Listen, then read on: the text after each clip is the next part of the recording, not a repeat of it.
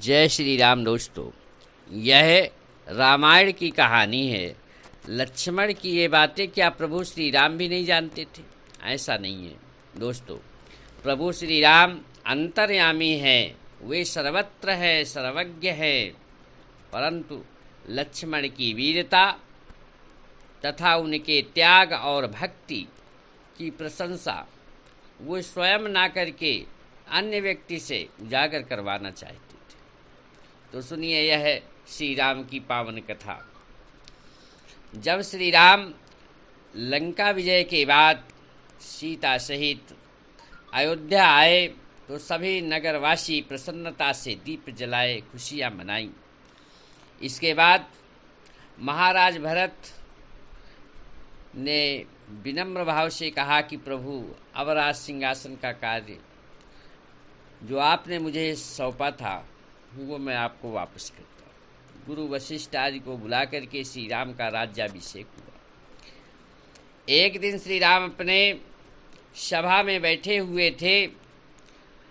कुछ लोगों ने चर्चा वनवास की कि प्रभु आपने रावण पर विजय कैसे प्राप्त की।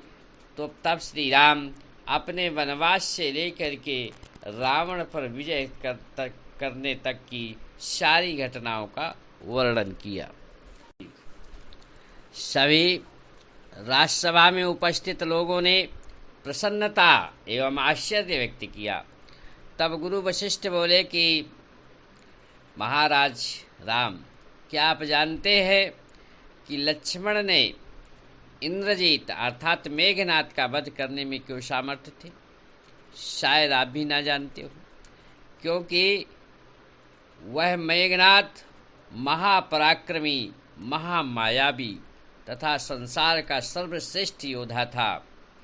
उसने ब्रह्मा जी की तपस्या की और फिर उसने ब्रह्मा जी से वरदान मांगा था कि मुझे वह व्यक्ति मार सके जो 14 वर्षों तक कुछ भी ना खाया हो तथा सोए भी ना हो, किसी स्त्री का मुख ना देखा हो। उसी वीर के हाथों से वध हो सके, इसके अतिरिक्त मुझे कोई ना जीत सके, यहाँ तक कि भगवान भी नहीं।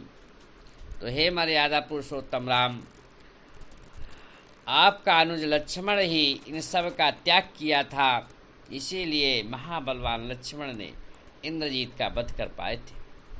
तब श्री राम बोले कि हे गुरुदेव, ये कैसे संभव हो सकता है, क्योंकि लक्ष्मण को तो मैं प्रतिदिन दोने में भरकर कन्न मूल फल आदि खाने के लिए देता था और मुझे कहीं पर फल रखे हुए या बिखरे हुए भी नहीं मिले। तब वशिष्ठ जी ने कहा कि हे राघव, इन सारे प्रश्नों का उत्तर तो लक्ष्मण ही दे सकते हैं।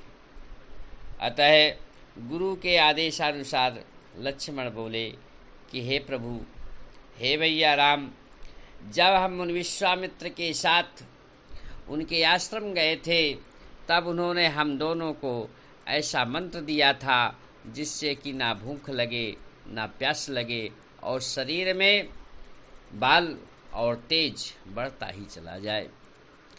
जैसा कि तुलसीदास जी ने लिखा है कि जाते लगे न क्षुधा पिपाशा, बाढ़ई तन बल तेज प्रकाशा। लक्ष्मण बोले कि हे भैया, मैंने उसी मंत्र का प्रयोग करके अन्न फल फूल आदि सभी चीज़ों का भोजन करने का त्याग कर दिया था।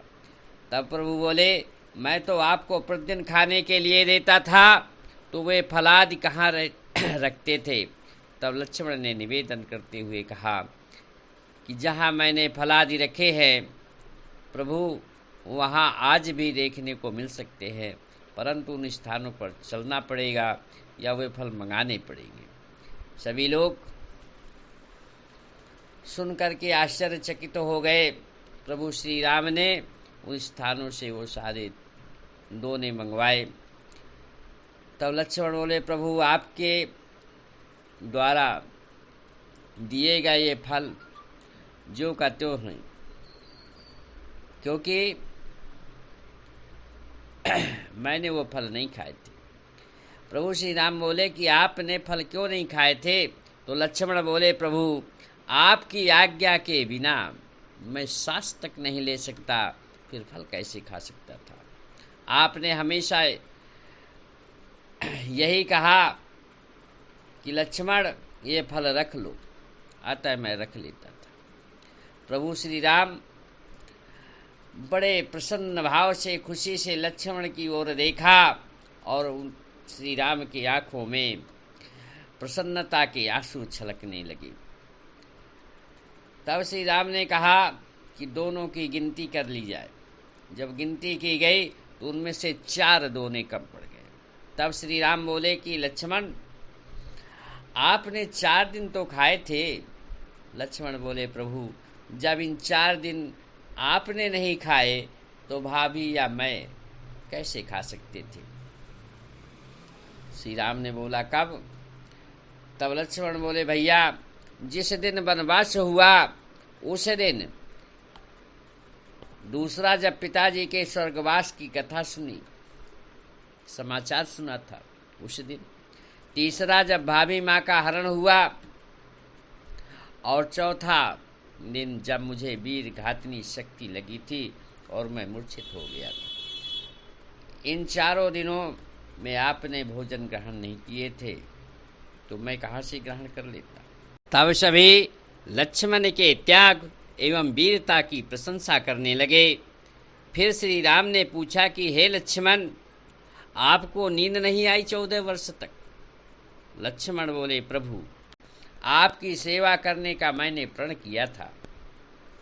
तो एक दिन जब निद्रा देवी मेरे पास आई तो मैंने विनम्र पूर्वक उनसे कहा कि ये नींद, ऐ निद्रा देवी, आज से मेरे पास नहीं आना, तू चली जा यहाँ से। मैंने उससे प्रार्थना की थी। तब 14 वर्ष तक आप मुझसे दूर रहे। इस स्तुति को सुनकर निद्रा ने कहा कि ठीक है लक्ष्मण, आपकी पत्नी 14 वर्ष तक आपकी भी नींद लिया करेगी। इस प्रकार से मेरे बदले मेरी पत्नी उर्मिला सोती रही। तब प्रभु श्री राम ने कहा कि चलिए, अंतिम प्रश्न है कि हे लक्ष्मण, तुमने किसी भी स्त्री का रूप नहीं देखा, मुख नहीं देखा, क्या आपने अपनी भाभी का मुख भी नहीं देखा था? तो लक्ष्मण ने कहा कि वनवास के इस 14 सालों में मैं हमेशा भाभी के श्री चरण कमलों को ही देखा है, मुखमंडल को नहीं।